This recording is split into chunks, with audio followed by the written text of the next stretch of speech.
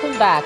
If you've just joined us, you're watching the news at 10 on Channels Television, coming to you live from Lagos. Well, let's share with you some pictures that were sent in to us on our Eyewitness portal. Now, this first one shows a long queue for petrol. Our Eyewitness reporter says this queue was captured in Eket, Akwa Ibom State, and this, he says, is a very frustrating situation. Next is this picture of a dilapidated school building in Enugu State, said to be posing a serious threat to the lives of the students and teachers. Our reporter is appealing to the state government to intervene. And finally, in Lagos, our Eyewitness reporter sent in this picture of a bus conductor hanging behind the bus on the Third Mainland Bridge. Our reporter wants road safety officials to be on the lookout for such people. Thanks a lot for sending in your pictures. We do expect more from you. Now, lawmakers in the House of Representatives say that the decision of the House to adjourn legislative proceedings after a few minutes today had nothing to do with the appearance of the Senate President at the Code of Conduct Tribunal. The House of Representatives said plenary was adjourned to enable the Speaker attend the Council of State meeting taking place in the presidential villa. The President has named Professor Mahmood Yakubu as the National Chairman of the Independent National Electoral Commission.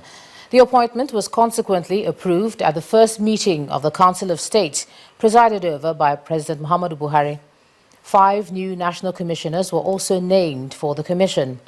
Briefing State House correspondents, the Sokoto State Governor Aminu Tambuwal said the emergency meeting of the Council was convened to close the vacuum in the commission.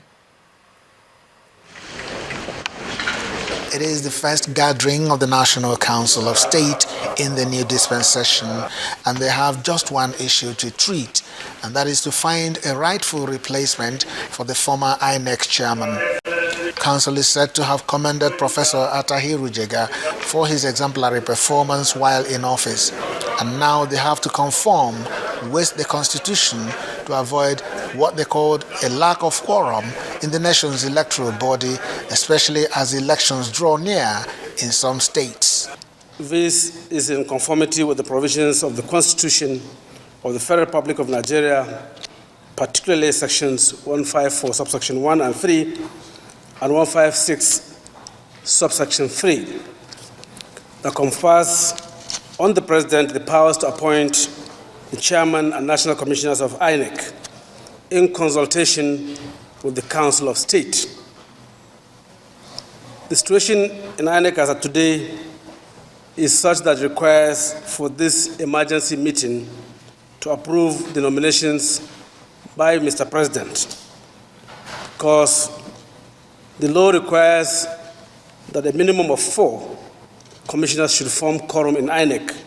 He reels out the names of the new INEC chairman and the 5 commissioners. The Council considered and confirmed the appointments of Professor Mahmood Yakubu as chairman for INEC, Ms. Amina Zakari as member representing Northwest, Dr. Antonia Ataye Okosi Simbine as commissioner representing North Central, Alaji Baba Shetima Arfo as commissioner representing Northeast, Dr. Mohammed Mustafa Leki as commissioner representing South-South, and Mr. Shoyebi Adedeji Solomon as commissioner representing Southwest.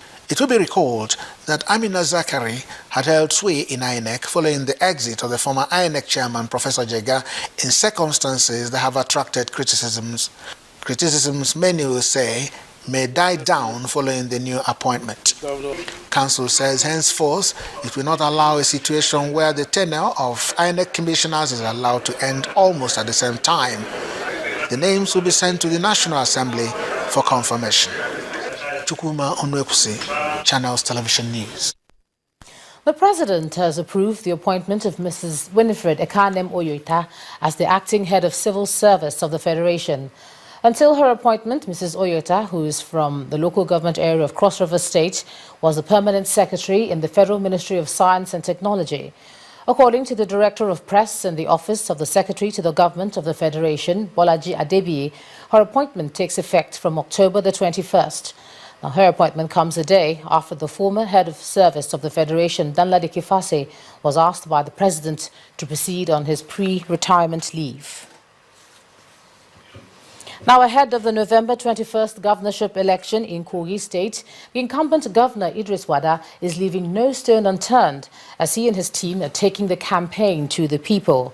The latest places visited are Yagba East and West local government areas, where the governor spoke about his commitment to ensure that all outstanding projects are completed. Music, tight security, supporters and high-level members. The right ingredients needed to make a political rally tasty. And this is being served here in Kogi State, where in Yagba West local government area, Governor Idris Wada has taken his campaign for the upcoming governorship elections in November.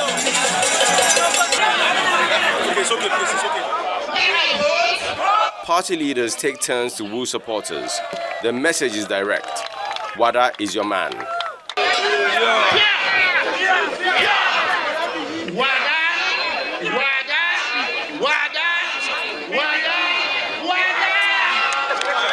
A man that is so transparent, a man that is reliable and dependable, a man who has worked so hard to make sure we have security in Kogi State, a man whose education policy is putting hope on the faces of our young people.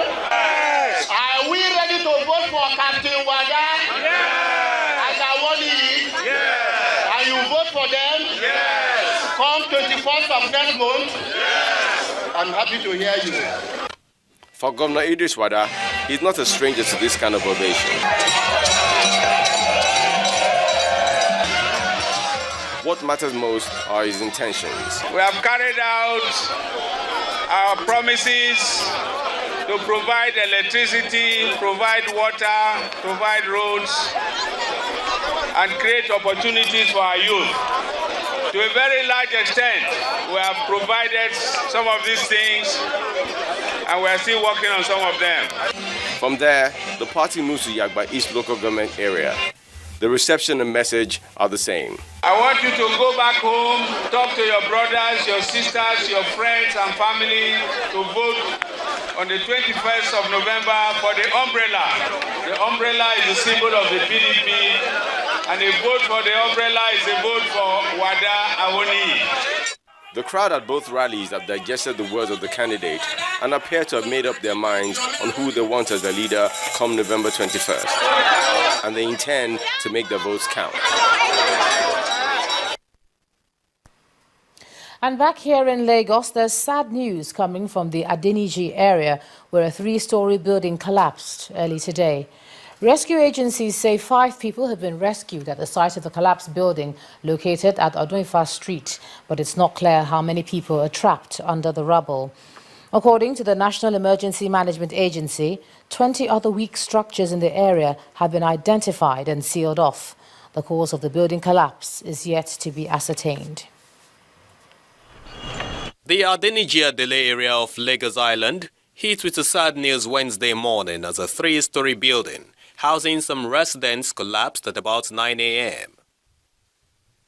Hours after emergency response agents arrived at the scene, no fewer than 5 people were rescued alive from the rubble. Just about 5 minutes ago, we were able also to recover an elderly woman that Lassambos have just taken for a further treatment at General Hospital Lagos.